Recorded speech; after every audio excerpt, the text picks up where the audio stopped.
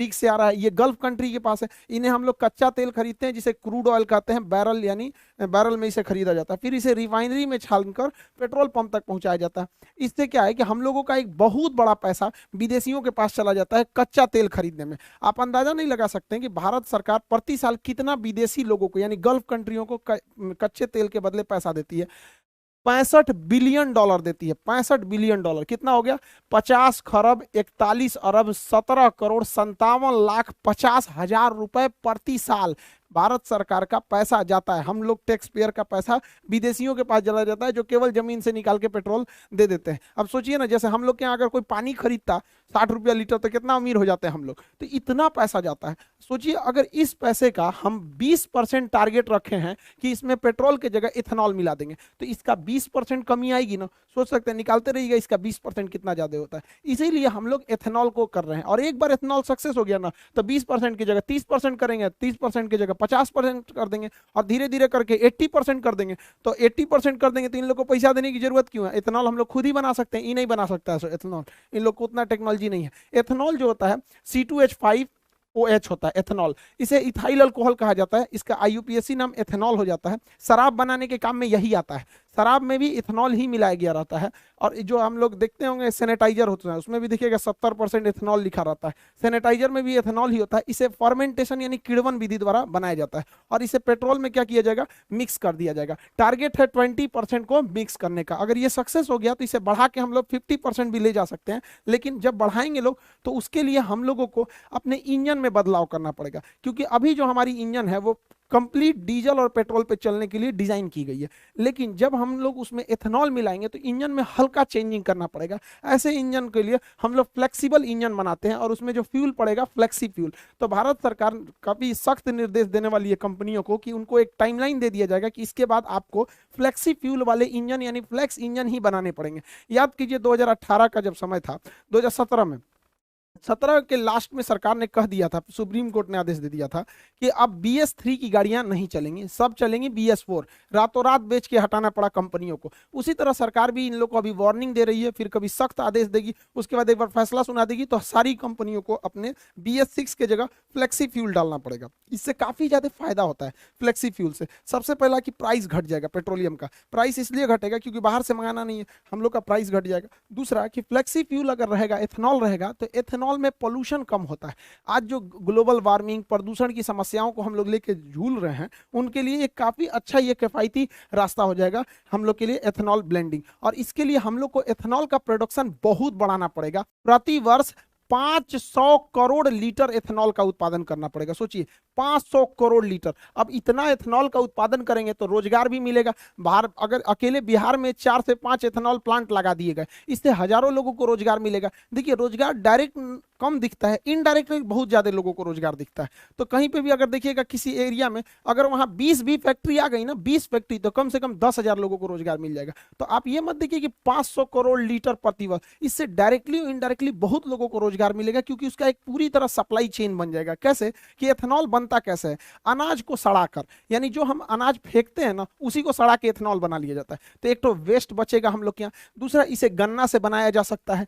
चावल जो टूट जाता है बाजार में सस्ते दाम पर बिक जाता है, किसान का चावल टूट गया तो उसको खुद ही बन जाता है, तो उसी चावल को सड़ा के ये एथेनॉल बना लेता है। मक्का जो है इसका कोई भाव नहीं मिलता है, 6 रुपए किलो किसान का मक्का सरकार को किसान बेचने के लिए मजबूर होता है, 6 रुपए किलो। अब उसको ना छुपाया कैसे जाता है, किसानों को बेवकूफ कैसे बनाया जाता है, तो सरकार कहती है हम 6 रुपया नहीं ना खरीद रहे हैं, हम 600 रुपया प्रति 100 केजी यानी प्रति क्विंटल खरीद रहे हैं। और जब हाल है भैया तो 1 रुपया 6 रुपया ना किलो पड़ा, तो किसान को 100 रुपया का भाव कौन सी बताता है, 1 किलो का बताओ ना, आम आदमी को भी समझ में आता कि तब ना लोग सवाल उठाएंगे कि किसानों का इतना दुर्दशा क्यों है। आप सोचिए, आप 1 ठो मक्का खरीदिएगा ना, 1 ठो ठेला पे से, तो 5 रुपया 10 रुपया का मिलेगा, और किसान से 1 किलो खरीद लिया जाता है और बेचारा उसको कितना दिया, 6 रुपया किलो, मजबूर है। लेकिन जब इस मक्के का उपयोग किया जाएगा एथेनॉल बनाने में तो किसान भी अपना बढ़िया दाम में बेचेगा यहाँ पर, क्योंकि इसका प्रोडक्शन होने लगेगा। जौ कोई बोलता नहीं है जल्दी हमारे यहाँ। पराली जो जला दिया जाता है, धान की भूसी जो होती है या फिर जो पुआल होता है जला दिया, तो उसे सड़ा के इथेनॉल बना लिया जाएगा। अब इतना एथेनॉल बनेगा तो रोजगार भी मिलेगा, और हम लोग जो पेट्रोल खरीदते हैं उससे अच्छा हम किसानों से खरीदेंगे। जो पैसा आज हमारा फॉरेन रिजर्व गल्फ कंट्रियों को जाता है पेट्रोलियम के भुगतान करने के लिए, वो पैसा हमारे किसानों के यहाँ जाएगा, किसान आगे बढ़ेंगे, हमारे यहाँ उनके बाल बच्चे पढ़ेंगे, वो भी आगे बढ़ेंगे यहाँ पर, तो ये देश के लिए काफी अच्छा होगा।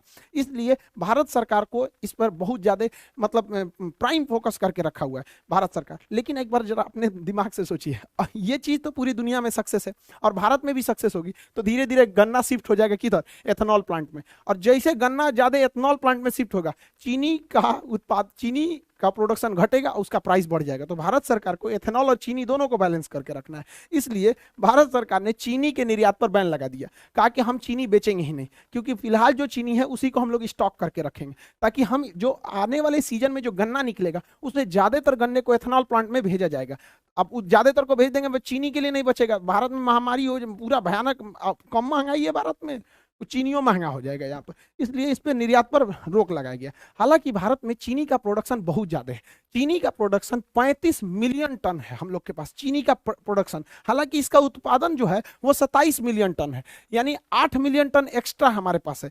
35 मिलियन टन उत्पादन है, 27 मिलियन टन चीनी का उपभोग है। चीनी का डेली रेगुलर बेसिस पे उपभोग होता है हम लोग के यहाँ, चाय में होता है, बिस्किट में होता है, तरह तरह की कैंडी मिठाइयाँ छोटे बच्चों के लिए खाने के लिए आता है, लेमचूस उमचूस, यहाँ पर मिठाई देखिएगा, जलेबी, रसगुल्ला, जितना सब चीज़ में चीनी पड़ता है हमारे यहाँ चीनी। और जो पैकेट वाली सामानें बिकते हैं, कभी मंच तुका दुकाई, किट कैट उट कैट, ये सब छोटका लड़का ज्यादा जानता होगा, सब हम लोग को कौन सी पता है ये सब, मतलब वो सबको। तो यहाँ पे जो है ना, ये इस सब में चीनी पड़ता है, तो चीनी का हमारे यहाँ डिमांड बहुत ज्यादा है, 27 मिलियन टन प्रतिवर्ष डिमांड है। तो हम लोग के पास 35 मिलियन टन उत्पादन है, 27 मिलियन टन खर्च है, यानी बफर स्टॉक में हम लोग के पास अभी भी 8 मिलियन टन जमा है। बफर स्टॉक किसे कहते हैं? सरकार जो अनाज को सरप्लस उत्पादन के समय जमा कर लेती है गोदामों में, उसे बफर स्टॉक कहा जाता है। बफर स्टॉक रखने की जिम्मेदारी फूड कॉर्पोरेशन ऑफ इंडिया को है, एफसीआई को है। बड़े बड़े गोदाम होते हैं, इसी में रखा जाता है, छोटा मोटा नहीं, बड़ा सा गोदाम होता है, इसे ही कहा जाता है बफर स्टॉक। इसलिए भारत सरकार क्या की है, फ्यूचर प्लानिंग में बैलेंस न गड़बड़ाए महंगाई का और सप्लाई का, इसलिए इस पर बैन लगा दिया गया। अभी आप देखे होंगे चीनी पे बैन लगा दिया गया, गेहूं पे बैन लगा दिया गया, चावल पर बैन लगा दिया, क्योंकि टूटे हुए चावल से भी मेथनॉल बन जाता है। अभी तुर्की जो है गेहूं को वापस कर दिया, देखिए बहाना करके कि इसमें वायरस था। तो जरा अफगानिस्तान के लोगों के लिए वायरस नहीं है, आईएमएफ कह रहा है कि प्लीज गेहूं दे दीजिए, ये लोग को बहुत बड़ा दिमाग हुआ है। ये एक्चुअली देखिए क्या है कि तुर्की क्या देख रहा है कि वो रूस के करीब है। तुर्की जो है वो अमेरिका को बैलेंस करके चल रहा है यूएसए को चिढ़ाने के लिए, क्योंकि तुर्की जो है रूस से सटा हुआ है और रूस के पास गेहूं की कोई दिक्कत नहीं है, और रूस के इस एरिया में, चेचन्या वाले एरिया में आराम से ट्रक से गेहूं आ सकता है तुर्की में। तो ये देख रहा है कि इसी बहाने हम तुर्की देख रहा है रूस से व्यापार बढ़ा लेंगे और अपने आप को हीरो बनने के लिए भारत का गेहूं वापस कर दिया है। यही गलती किया था मलेशिया, यही गलती किया था इंडोनेशिया। पाम ऑयल को लेकर इनको घमंड हो गया था, पाम ऑयल को, आज इनका पाम ऑयल कोई खरीद ही नहीं रहा है यहाँ पर, तो ये लोग कह रहे हैं कि पाम ऑयल खरीद लो। देखिए इंटरनेशनल रिलेशन में ईगो नहीं दिखाना चाहिए इनको, ज्यादा ईगो इनको महंगा पड़ जाएगा वहां पे। मत लो गेहूं, कौन मार हम